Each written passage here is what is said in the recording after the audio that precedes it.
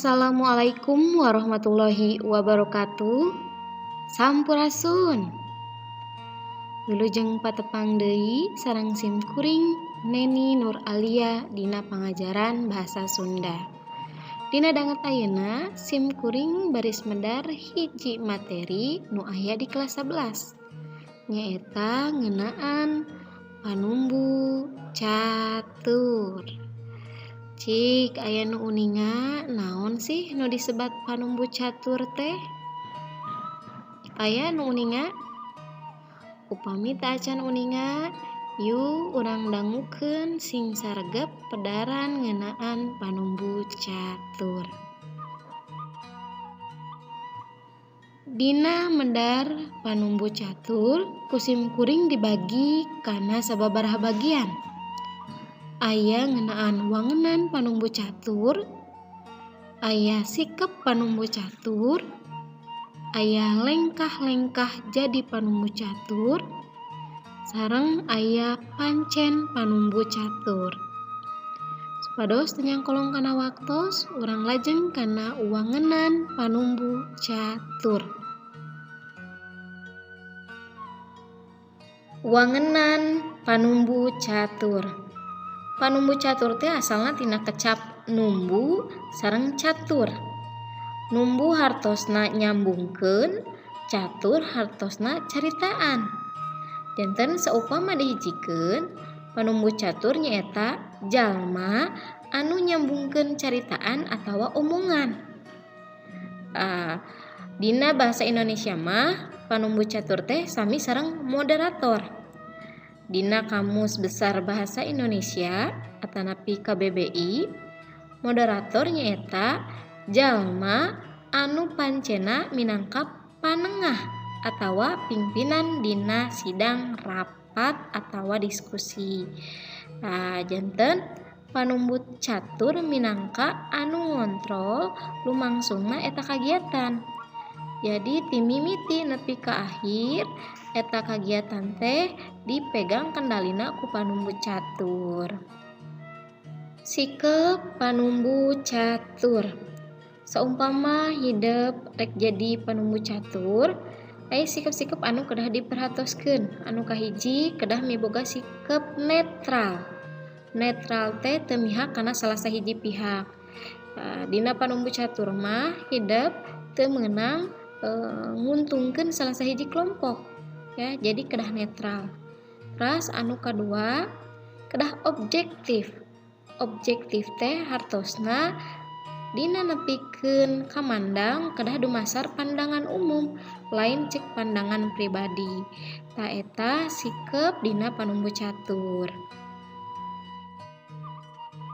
Saumpama hideep baris jadi panumbu catur, aya lengkah-lengkah anu kedah diperhatoskeun. Anu kahiji ngawasa pasoalan luyu jeung jejer atawa tema acara.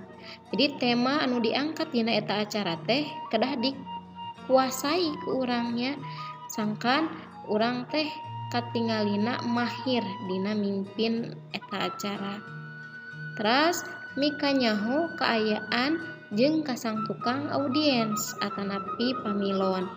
Jadi urang kedah apal pamilon anu hadir teh tina bidang naon rata-rata supaya engke diluyukeun sareng bahasa anu ku urang gunakeun nalika mimpin eta acara. Terus mika nyaho kalungguhan narasumber. Urang kedah apal saha anu baris jadi narasumber dina eta acara teh. Terus mika nyaho runtuyan acara. Ieu penting pisan kulantaran panumbu catur teh tugasna ngontrol jalana diskusi ti mimiti nepi ka akhir.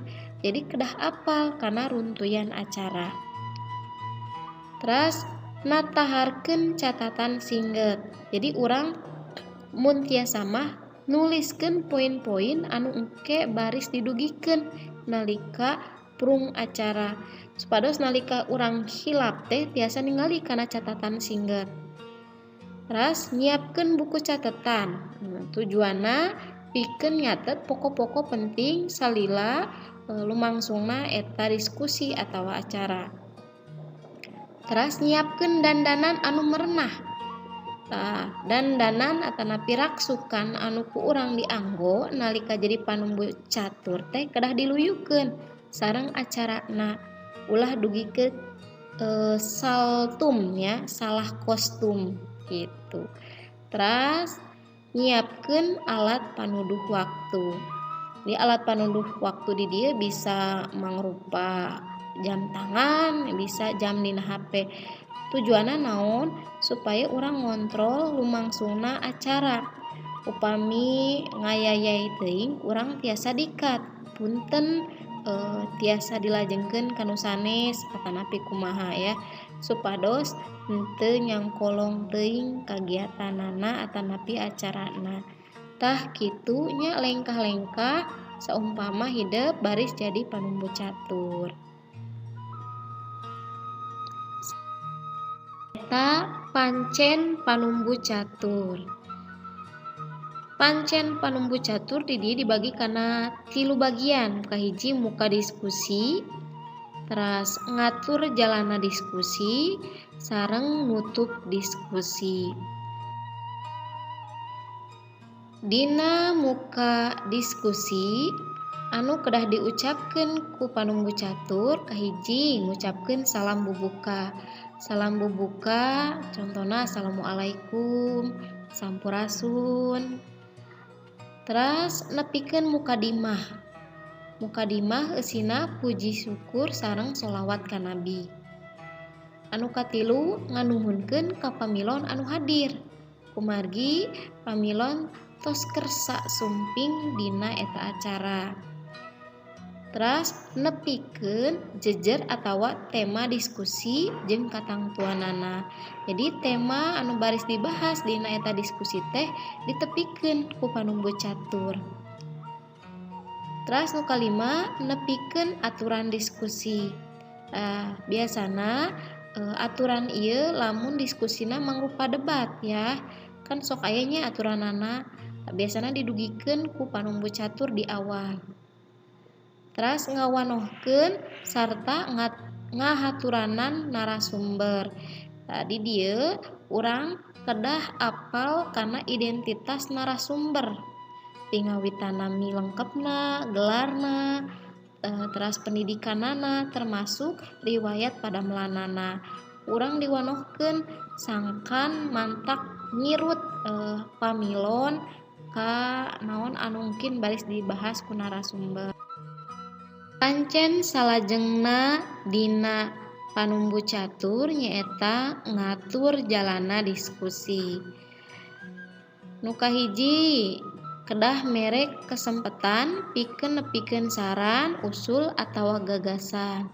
Ieu boh ti pamilon atanapi ti narasumber. Teras nampung unggal saran, usul atawa gagasan. Jadi sadaya unggal saran atanapi usulan teh ditampung ku panumbu catur. Teras nyindekeun saran, usul atawa gagasan. Nyindekeun teh nyimpulkeun. Jadi naon anu didugikeun ku pamilon sareng narasumber teh mungkin dicindekeun ku panumbu catur. Teras nyatetkeun hasil atawa kacindekanana. Jadi kacindekan tadi teh dicatet nya hasilna naon. Teras nengahan nu padung dengan. Jadi saumpama dina lumangsungna kegiatan atanapi acara aya padung dengan atanapi hoghag, tugas panumbu catur teh jadi penengah supaya ulah dugi ka kateterasan, ulah dugi ka jadi papaseaan. Salajengna ngamotivasi. Ngamotivasi di dieu sangkan dina lumangsungna diskusi henteu didominasi ku salah sahiji urang. Sangkan pamilon anu sanes oge ngiringan gabung, ngiringan aktif dina lumangsungna eta diskusi. Salajengna pancen panumbu catur nu pamungkas nyaeta nutup diskusi. Dina nutup diskusi anu kedah didugikeun ku panumbu catur nyaeta ngucapkeun syukur. lantaran diskusi lumangsung kalayan lancar. Teras macakeun deui kacindekan. Jadi kesimpulan anu tadi dicatet dibacakeun ku panumbu catur. Teras ngahaturkeun nuhun ya, boh ka pamilon, boh ka narasumber anu tos sayogi sumping dina eta acara. Teras minta dihampura. Jadi panumbu catur nyuhunkeun dihapunten saumpama dina lumangsungna diskusi teh seueur ngalakukeun kasalahan. Teras mungkas jeung salam panutup. Jadi nutup eta diskusi tur ngucapkeun salam panutup. Tah eta hal-hal anu kedah diperhatoskeun saumpama hideup kapapancenan janten panumbu catur. Mung sakitu anu tiasa kusim kuring didugikeun dina pedaran panumbu catur. Hapunten saupama seueur kekecapan anu kirang merenah tur kirang ngeunteup seureuna. Wabillahi taufiq wal hidayah. Wassalamualaikum warahmatullahi wabarakatuh. Hurip Sunda.